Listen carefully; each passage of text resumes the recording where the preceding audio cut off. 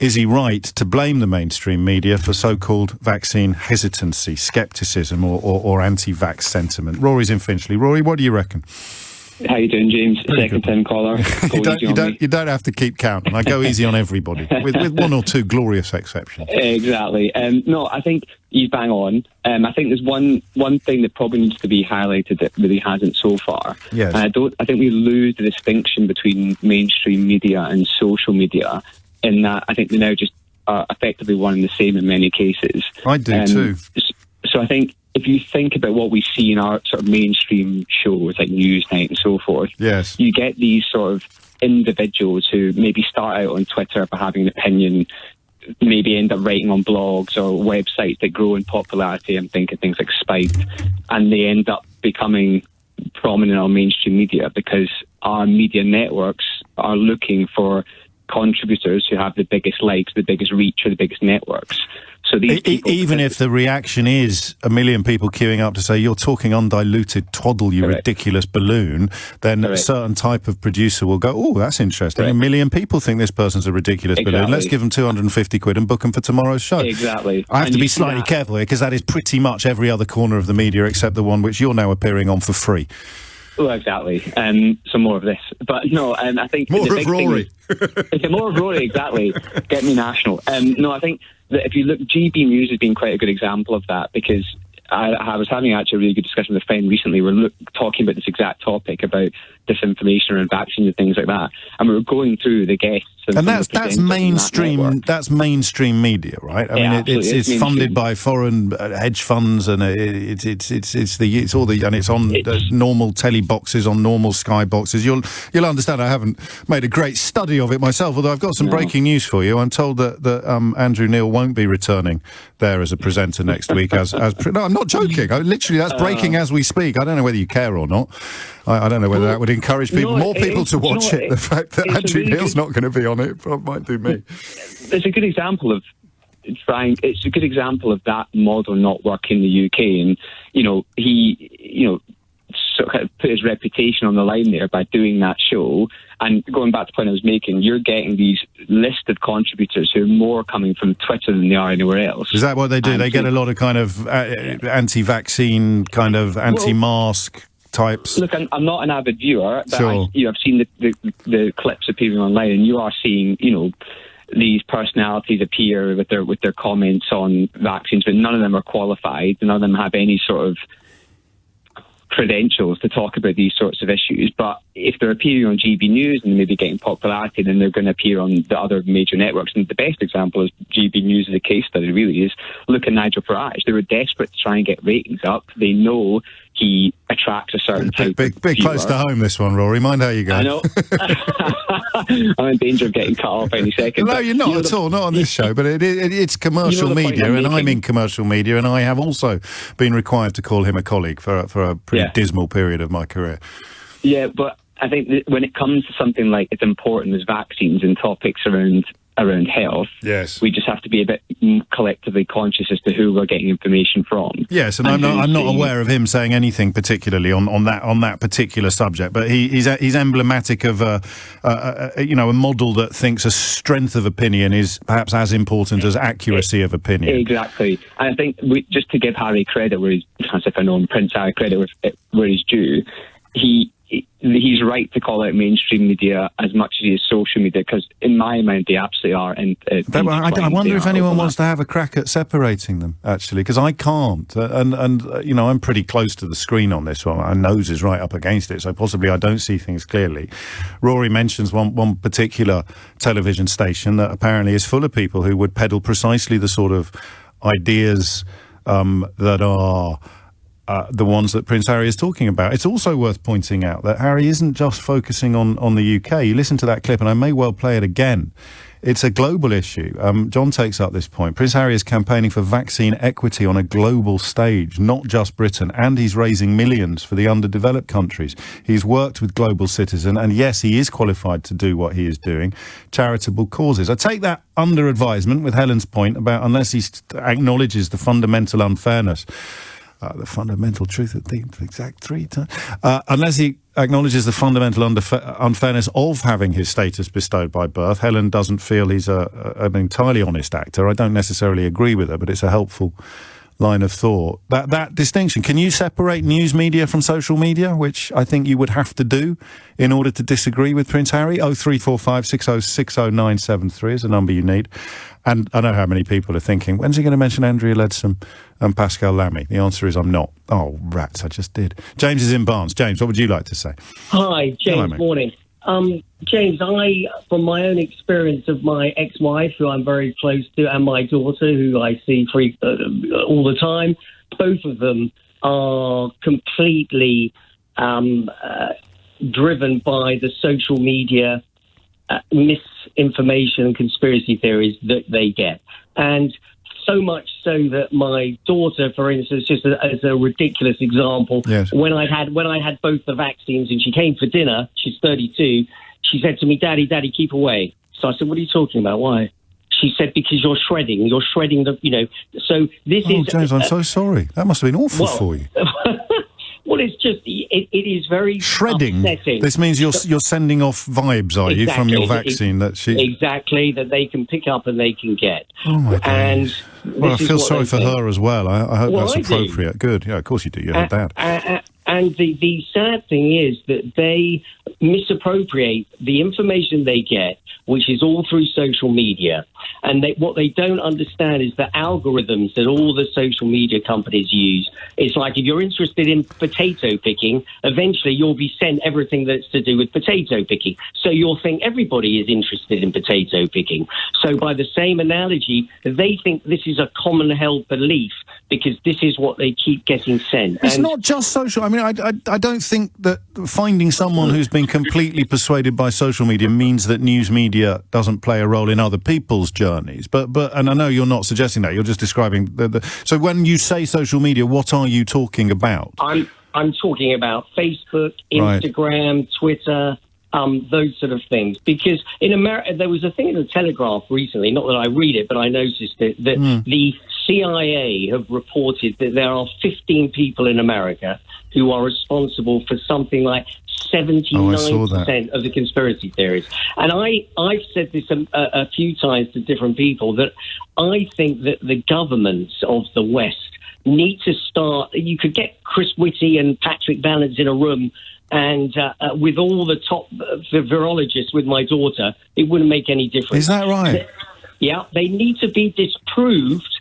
The conspiracy theories need to be taken apart and shown why that they are conspiracies and the lies. But would it work? I mean, it wouldn't work, though. You've just said that yourself.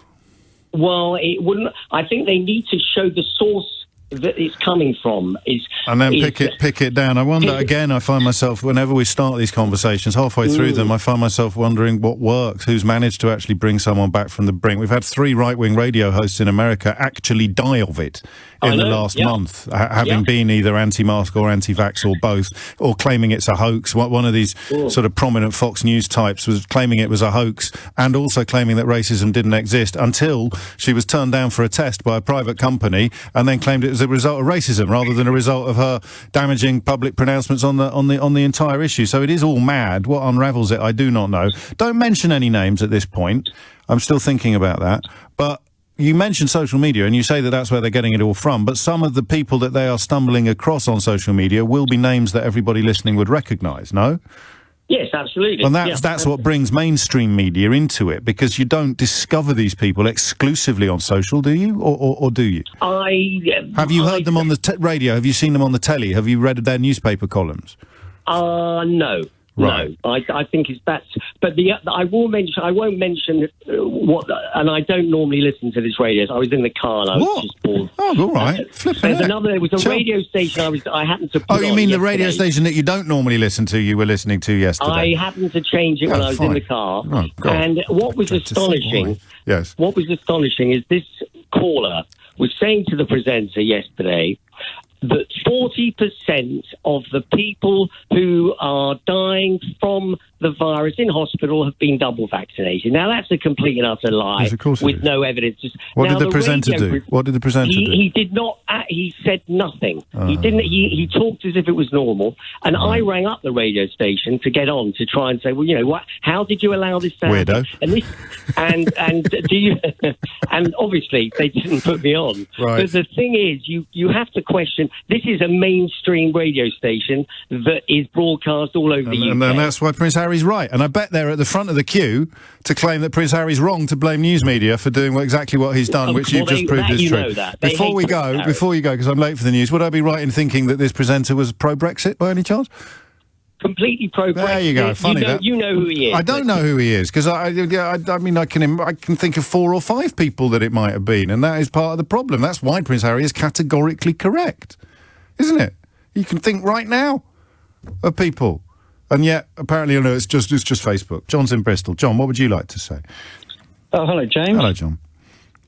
Hi. Yeah, no, you asked where are these people getting it from. Well, okay, so I've got this friend, well, I had a friend. I've known her for nearly 30 years, and the last phone conversation we had was April of last year. Right. I haven't spoken to her since.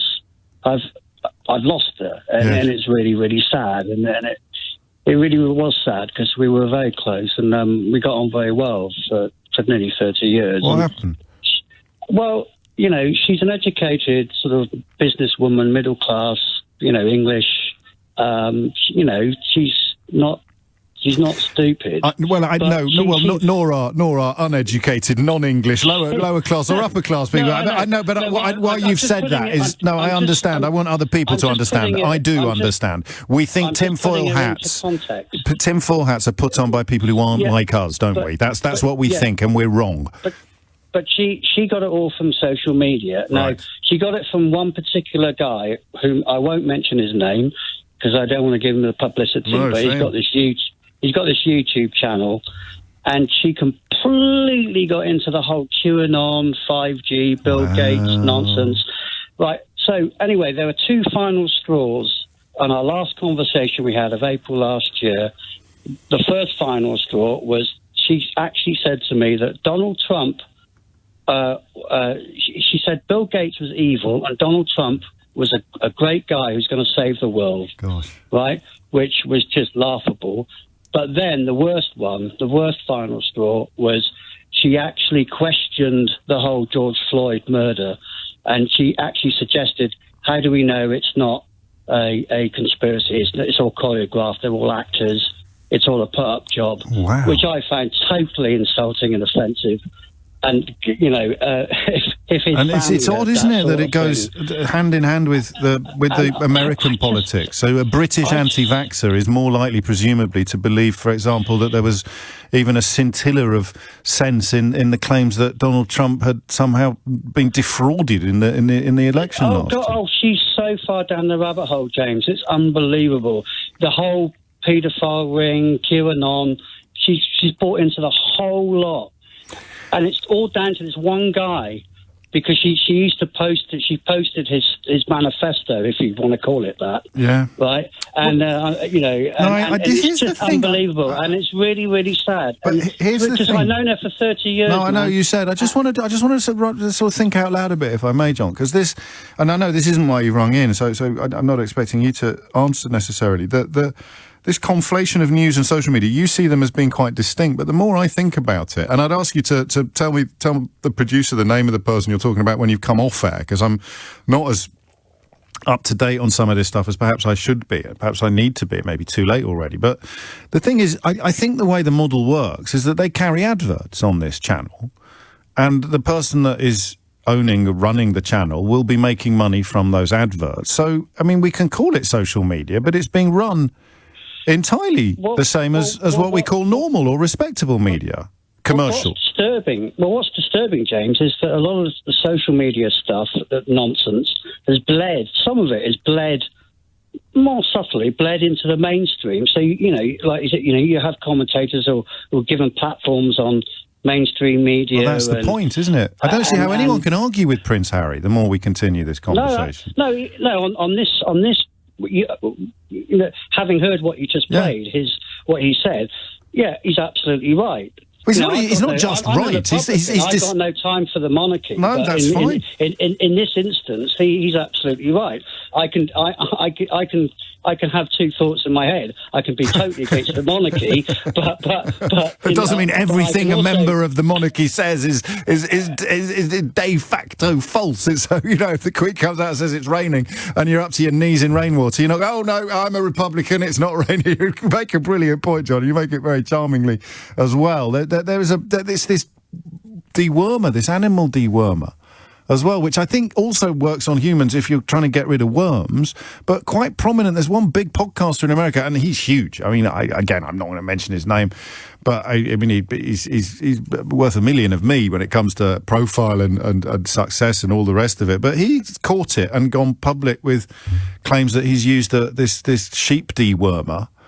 And what's the difference between news media and social media? I think we're talking generationally now. If I were to sit here now and say, it's ridiculous to blame news media, it's obviously social media is to blame, it would be my birth certificate speaking and my lack of understanding of the modern world. It wouldn't be a deliberate attempt to deceive or mislead you. But the idea that you can separate the two while inviting one onto the other and vice versa, and both being run in the commercial sector, which is pretty much everything bar the BBC, remember, according to adverts. If you're selling adverts on a YouTube channel or you're selling adverts on a radio station, can you really describe them as being somehow morally or materially different? I don't know. I wouldn't. I don't think I can. Perhaps you can. And that is what Ofcom is for, after all. And Ofcom only regulates TV and radio. It doesn't regulate the internet, although I think it's on its to-do list, which makes the idea of Paul Dacre taking over, who I'm not sure can even spell internet, never mind navigate it, even more chilling than it was already. Duncan's in Stevenage. Duncan, what would you like to say? James, you are eminently correct. Not again. As always, on all these things. You're right. I mean, there's a symbiotic relationship these days between news media and social media. Yeah. There's no separation.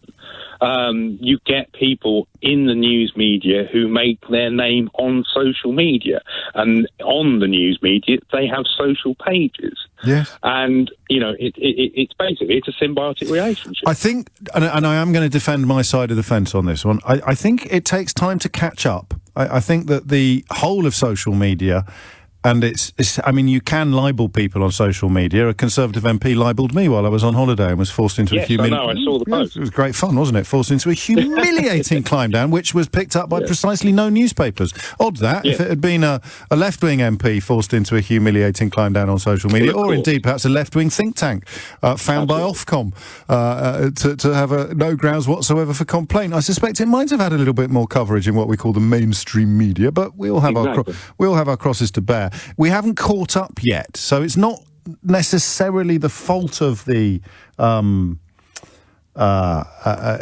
organisations and companies. I know for a fact it's not the fault of the one that I work for. We haven't caught up yet with the new reality. But to pretend that it doesn't exist is something we can avoid. Yeah, but also, in terms of the sort of personal point of view, I know people who have fallen down the sort of wormhole of the sort of anti-vax movement and all that nonsense. And I must say that when I on social media do argue with these people, which is a thankless task, and not in a derogatory way. No, of course. But one of the things I do share is that excellent Full Disclosure podcast with the two ladies who developed the AstraZeneca. It's superb. And the whole book. The book is even, I mean, obviously the book goes into a lot more detail than the podcast does, so I'd recommend that first. On my wish list. Yeah, well, you must get it, Vaxxers. And that tackles a lot of the points that you will be trying to tackle on social media. And you just sort of, again, and I could almost do this show every day, how do you end up thinking...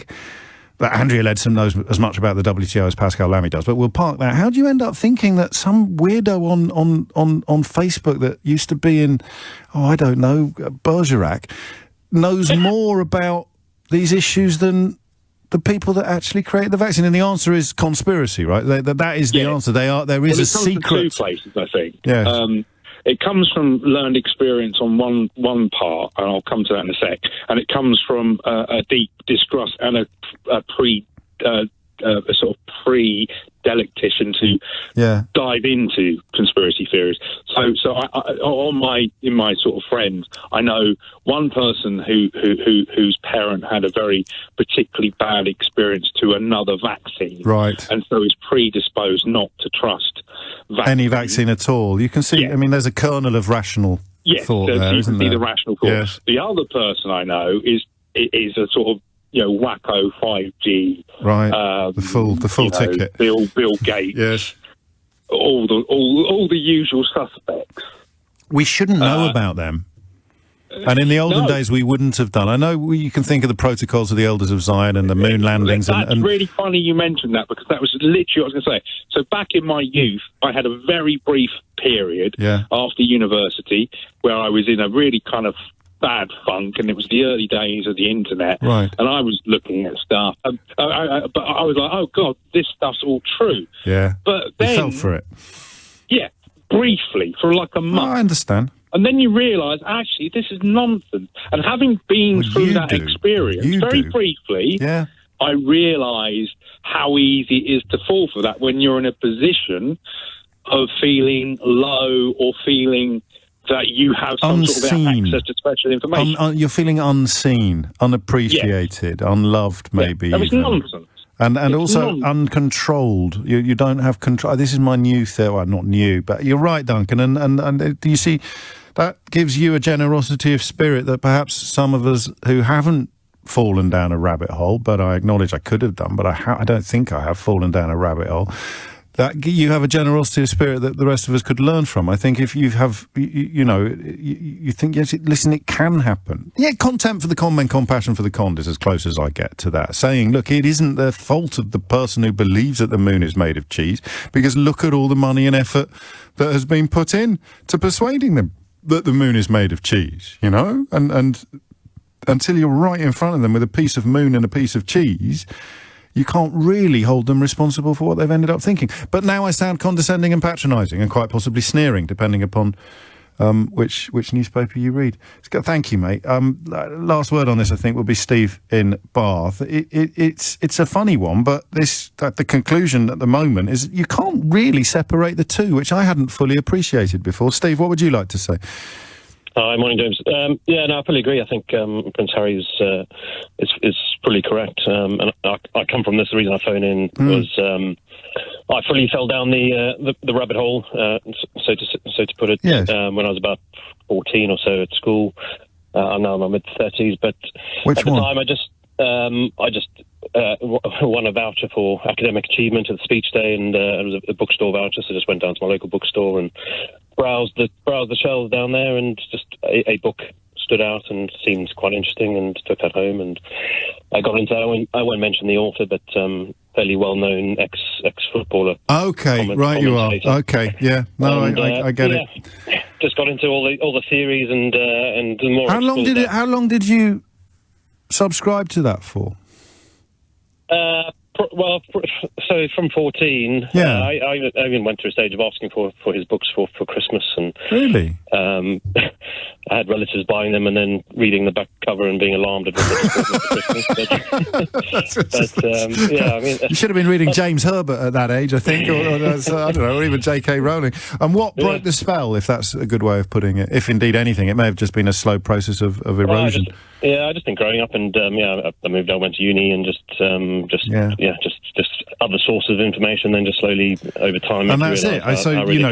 You couldn't say that the fiction department or the non-fiction department was to blame or wasn't to blame, or hardback books or paperback books. And I think the distinction between news media and social media in this context, and I fear many others, is just meaningless now at the sort of beginning of the second decade of the 21st century, and I hadn't clocked that before. So wow.